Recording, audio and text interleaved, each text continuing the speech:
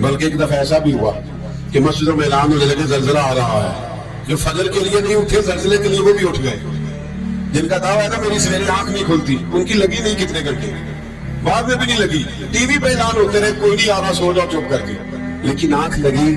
موت سے تو ڈرتا ہے، اللہ سے ڈرتا نہیں، موت کا خوف ہے رب کا نہیں۔ زلزلہ آیا، ساری قوم تباہ ہو گئی۔ بتاؤ اگر ناقت اللہ کی گستاخی ہو تو اللہ ناراض ہو جاتا ہے، اور اگر اولیاء اللہ کی ہو، اگر اولیاء اللہ کی ہو تو رب ناراض نہیں ہوتا؟ شرم نہیں آتی لوگوں کو داتا صاحب کی بے ادبی کرتے، شرم نہیں آتی لوگوں کو غوث اعظم کی گستاخی کرتے، حیا نہیں آتی جنہوں نے دین پھیلایا ان کی بے ادبی؟ میں درد سے کہتا ہوں، رو کے کہتا ہوں، اور اگر کلیجہ پھٹ سکے تو میں دکھاؤں زخم کتنے۔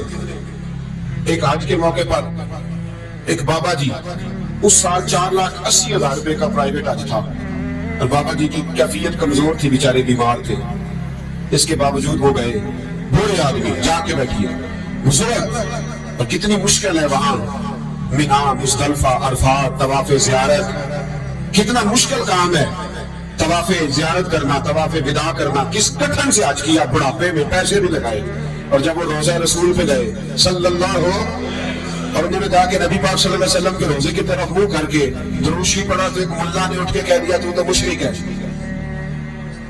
تو میری روح کانپی، میں نے کہا تجھے شرم نہیں آئی، حیا نہیں آئی؟ اس کی عمر دیکھ، کس بڑھاپے میں کہاں سے چلا، کہاں آیا۔ یہ مشرک ہوتا تو کسی مندر میں جاتا، یہ مشرک ہوتا تو کسی گرجے میں جاتا، یہ مشرک نہیں، یہ مومن ہے، اور یہ وہ والا مومن ہے جس کے سینے میں دل جب دھڑکتا ہے تو خالی دھڑکتا نہیں، ساتھ وہ محمد عربی پہ درود و سلام بھی کرتا ہے۔ شرم نہیں آتی لوگوں کو، اتنی بڑی گستاخی کرتے ہیں، جو روزہ رسول پہ آئے مشرک ہے۔ میں نے تو مولوی کو صاف صاف کہا تھا، میں نے کہا اگر میں مشرک ہوں تو نکالو، مشرک کا داخلہ تو یہاں ویسے منع ہے۔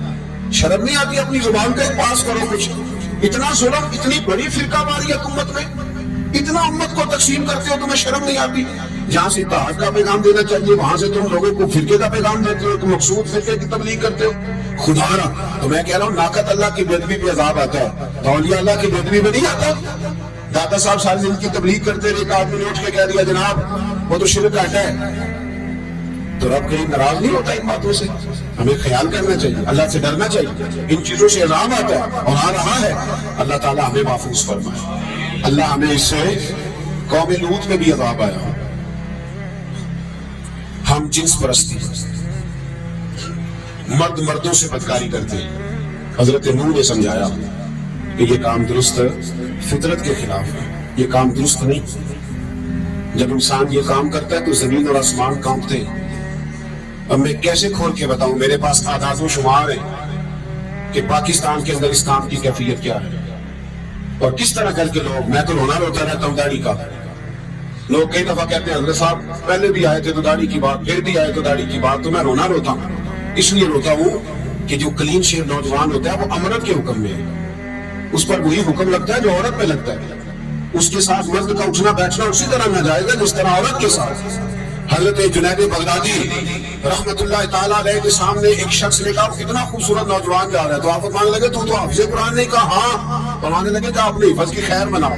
وہ شخص کہتا ہے میں نے اس بغیر داڑھی والے کلین شیپ نوجوان کو بری نظر سے دیکھا، مجھے قرآن پاک ہی بھول گیا، سارا قرآن پاک بھول گیا۔ اور کتنے سال میں دعائیں کرتا رہا، بیت اللہ کے طواف کرتا رہا، میں یاد بھی کرتا تو نہیں ہوتا۔ کیسے؟ اب تو ہمارا نعت کا بیوٹی پارلر سے ہو گیا، ہم کسی اور کو کیا پیغام دیں؟ وہ پیغام، وہ نظام، وہ طریقہ کار جس کا حکم تھا شریعت میں، قوم لوط پر عذاب آیا۔ صحیح بیٹھتے ہوں گے بچے جو موٹر سائیکلوں پہ بیٹھتے ہیں؟ میں نے گجرانوالہ کی سڑکوں پہ بچوں کو، نوجوانوں کو جو تماشے کرتے سرے عام دیکھا ہے تو مجھے ڈر لگتا ہے۔ وہ کوئی روکنے والا نہیں، شوگر ہو رہا ہے، ہنس رہے ہیں، اور سامنے عورتیں بھی ہیں، سب ہو رہا ہے۔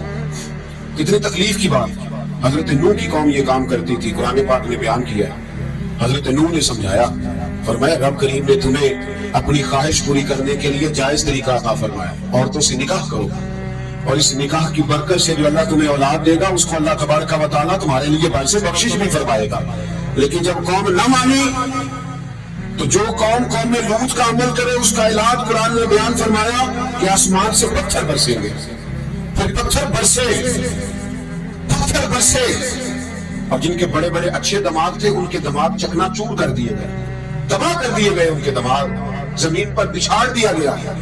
اللہ مہلت دیتا ہے، لیکن اس کا مطلب یہ نہیں کہ انسان توبہ ہی نہ کرے۔ حضرت شعیب علیہ السلام کی قوم پر بھی عذاب آیا، اس لیے کہ بددیانتی کرتی تھی، ناپ تول میں کمی کرتی تھی۔ میں نے کہا تھا شب قدر کی رات کہ یہ کوئی تماشا ہے کہ شب رات آئی تو ساری رات روتے رہے، یا اللہ معاف کر دے، یا اللہ معاف کر دے، رو رو کے چیخے مار مار روئے۔ شب قدر آئی تو پھر چیخے ماری، ساری رات روئے۔ تو جس بندے کا پروگرام ہی نہیں سویرے بدلنے کا، دکان پہ بیٹھ کے پھر کوئی ناپ تول میں کمی، پھر وہ اللہ تعالیٰ معاف کرے۔ میں ایک مضمون پڑھ رہا تھا تو وہ فوڈ کے اسپیشل لوگ میں لکھا تھا مہربانی کرو ملاوٹ ہی اچھی چیز کی کر دو، مرچ میں کیری تو نہ ملاؤ اینٹوں کی، وہ تو بیمار کرتی ہے، وہ تو خون کی آنتوں کو روک دیتی ہے۔ وہ کہنے لگا اور وہ کہتا ہے میں تمہیں بتاتا ہوں کون کون سی چیز ملائی جا سکتی ہے، وہ ملا دو۔ خدا را اس قوم پہ رحم کرو، مہربانی کرو۔ ایک دوست ہے ہمارے، میں وزیر آباد میں ان کے گھر بیٹھا تھا تو ایک میڈیکل، میرا کسی شخص پہ اعتراض کرنے کا میں مجموعی بات کرتا ہوں۔ میں ایسے ڈاکٹروں کو جانتا ہوں جو اللہ تعالیٰ فضل کرے، سچ مچ کے نیک ہیں، اچھے لوگ۔ تو بچے کا میڈیکل سٹور ہے، تو والد بیمار ہو گیا، تو کہتا ہے ابا جی ڈاکٹر صاحب نے کہا آپ کو ڈرپ لگنی ہے۔ تو سگے باپ کو ڈرپ لگانے لگا تو باپ کیا کہتا ہے، کہتا ہے پتر تیری مہربانی میرے کو اصلی لائی، اور نہ لائن جڑی لوگوں کو لانا ہے۔ اب وہ پیار سے سنا رہا ہے بات۔ میں نے اسے کہا کہ یہ تو ڈوب مرنے کا مقام ہے نا، ڈوب مرنے کا مقام، کہ جس ملک کے اندر دوائی بھی صحیح نہ بکے، اصلی نہ ملے، دوائی بھی، اور پھر وہ قوم کہے کہ ہم نے تو پورے روزے رکھے، ہم نے تو بڑا صدقہ اور خیرات کیا، دوائی بھی اصل نہ ملے۔ جناب شعیب علیہ السلام کی قوم ناپ تول میں کمی کرتی تھی، اللہ تبارک و تعالیٰ نے ان پر پتہ عذاب کس طرح کا بھیجا، شدید گرمی ہوئی۔ اللہ ہمیں محفوظ فرمائے، سارے آمین کہہ دیا، دیکھیں کتنا اچھا موسم کر دیا رب کریم۔ اللہ ہمیں محفوظ فرمائے، اللہ رحمت فرمائے۔ شدید گرمی کی لہر آئی، باہر اتنی گرمی ہوئی کہ لوگ اپنے گھروں میں گھس گئے، جس طرح سورج کی شعاعیں گھروں کے اندر داخل ہو جاتے، اس طرح گرمی کی لہر اندر داخل ہوئی، اور جس طرح کسی کو آگ لگ جائے تو وہ آدمی اچھلتا کودتا ہے نا، اس طرح یہ لوگ اچھلنے لگے اور اچھل کود کے مر گئے۔ جرم کیا تھا؟ ناپ تول میں کمی کرتے۔ حضرت داؤد کی قوم بھی تباہ ہوئی، جرم کیا تھا؟ ہفتے والے دن مچھلیاں نہیں پکڑنی تو یہ پکڑتے تھے۔ حکم ہے نا مسلمان کو نماز کے ٹائم کوئی اور کام نہیں کرنا، نماز پڑھنی ہے۔ میرا خیال ہے مسلمان تو فٹافٹ آ جاتے ہیں، سارے پہنچ جاتے ہیں نا مسجدوں میں۔ ہلکا ہلکا بول رہے ہیں آپ، کیوں نہیں پہنچتے؟ اگر حضرت سید اور پتہ انہیں سزا کیا ملی، اللہ نے فرمایا اس ٹائم عبادت کرنا ہے، کام نہیں کرنا، وقت نہیں ہے کام کا۔ انہوں نے مچھلیاں پکڑی، 12,000 لوگ تھے، پتہ ہے مالک نے سزا کیا دی؟ بندر بنا دیا اللہ کریم۔ قرآن مجید کا پہلا سورہ پڑھے، فَجَعَلْنَاهَا نَكَالًا لِمَا بَيْنَ يَدَيْهَا وَمَا خَلْفَهَا۔ اللہ فرماتے ہیں پچھلوں کے لیے بھی عبرت بنا دیا، بعد والوں کے لیے بھی عبرت، نشان عبرت بنا دیا۔ بندر بن گئے، اور جو ان کے دوست جو بچ گئے تھے ان کے پیر چومتے تھے، روتے تھے۔ 3 دن بندر بن کے زندہ رہے، پھر اللہ نے سب کو اجتماعی موت دے دی۔ اگر مسلمان سے اللہ کہے کہ نماز کے ٹائم کاروبار نہیں، جمعے کے ٹائم کاروبار ہے، تو مسلمان کہتا ہے نہیں مجھے مہلت ملی ہوئی ہے۔ یہ تو اس وقت پتہ چلتا ہے نا جب بچے ڈیوٹی لگاتے ہیں، ہاں عذاب آتا ہے، اس وقت پتہ چلتا ہے۔ میں نے دیکھا یہ منظر، اس وقت پتہ چلتا ہے جب بچے کسی ملازم 6,000 کی ڈیوٹی لگاتے، کہتے ہیں ابے کا دھیان رکھنا، ہم دکان پہ بیٹھنے لگے۔ پھر اسے سمجھ آتی ہے اگر میں نماز کے ٹائم مسجد میں ہوتا تو آج میری اولاد میری خدمت میں ہوتی۔ میں نماز کے ٹائم مسجد نہیں گیا تو بچوں نے 6,000 کا ملازم اٹھایا، ابا جی کا خیال رکھ، ایک نرس بلائی ہے، تو خیال رکھ۔ کدھر ہوتے ہیں مسلمان نماز کے ٹائم؟ ایک عیسائی نے اعتراض کیا ہے، سنے، وہ کہتا ہے مجھے لگتا ہے مسلمانوں کے 3 خدا ہیں۔ مسلمان اڑ گیا، کہنے لگا نہیں ہمارا تو ایک ہے، کہا نہیں 3 ہے، معاذ اللہ استغفر اللہ، ہمارا ایک ہے، کہنے لگا نہیں میں ثابت کرتا ہوں، ایک تمہارا خدا 5 نمازوں کا ہے، ایک رمضان کا ہے، ایک عید کا ہے۔ لگتا ہے معاذ اللہ عید والا زیادہ تگڑا ہے، تم زیادہ آتے ہو، رمضان والا لگتا ہے اس سے کچھ کمزور ہے، تم تھوڑے آتے ہو، اور 5 نمازوں والا شاید سب سے کمزور ہے۔ بات عقل کی ہے کہ نہیں؟ اس نے اعتراض ٹھیک کیا، تو مسلمان کو چاہیے نا خیال کرے۔ ایک یہودی نے لکھا تھا، اس نے کہا تھا جس دن مسلمانوں کی تعداد فجر کی نماز میں اتنی ہو گئی، جس دن جتنی جمعے میں ہوتی ہے، اس دن نہ کوئی یہودی سازش کرے گا، نہ کوئی عیسائی تلوار نکالے گا۔ شرط یہ ہے کہ یہ اسی طرح فجر پڑھنے ہیں جس طرح جمعہ پڑھنے آتے ہیں، تو پھر کوئی شخص بھی ان کو کسی جگہ شکست دے سکتا تو اپنے ہمارے گناہ ہمیں پریشان کرتے ہیں۔ یہ جتنی آزمائشیں ہیں ان کے پس منظر میں گناہ ہے. ہماری زندگی کے اندر جتنی تکلیفیں، ہماری پریشانیوں کا سبب ہم خود ہیں.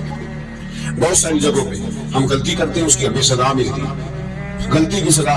ایک نوجوان نے مجھے بڑی گہری بات سنائی، میرا قریبی تعلق تھا. کہنے لگا گھر میں بڑا مسئلہ ہے، بڑی پریشانی ہے، ماں اور بیوی کا ماحول اتنا سخت ہو گیا کہ نمٹ نہیں سکتا. آپ یقین کریں میں نے ڈیٹیل سے ساری چیز کو اسٹڈی کیا، میرے پاس اتنا وقت نہیں ہوتا، پھر بھی میں نے اس فیملی کو پورا پڑھا تو غلطی نوجوان کی نکلی. نہ اس کی اماں اعتبار کرتی ہے نہ بیوی اعتبار کرتی ہے. اس نے جھوٹ بول بول کے اس طرح کی ماحول پیدا کر دیا ہے کہ کوئی اس پر اعتماد کرنے کو تیار ہے. اگر آپ ناراض نہ ہو تو ایک بات کروں، پتہ ہے گھر میں ماحول کب خراب ہوتا ہے؟ باہر والے ہماری تقریر سنتے ہیں، گھر والے ہمارا عمل دیکھتے ہیں. جب وہ دیکھتے ہیں نا کہ یہ کس طرح کا شخص ہے، اس کے رویے، اس کا کردار، اس کا لب و لہجہ کتنا برا ہے اور یہ کردار کا کتنا کمزور ہے. اعلیٰ حضرت فرمایا کرتے تھے نیک وہ ہوتا ہے جس کی تنہائی صاف ستھری ہوتی ہے. اس لیے ماحول بگڑ جاتا ہے. یہ جو ہم کہتے ہیں نا میرے سجن بڑے بنتے ہیں پھر ٹوٹ جاتے ہیں، کچھ لوگ ایسے ہوتے ہیں کہ ان کے پاس جاتا ہے انہی کا ہو جاتا ہے.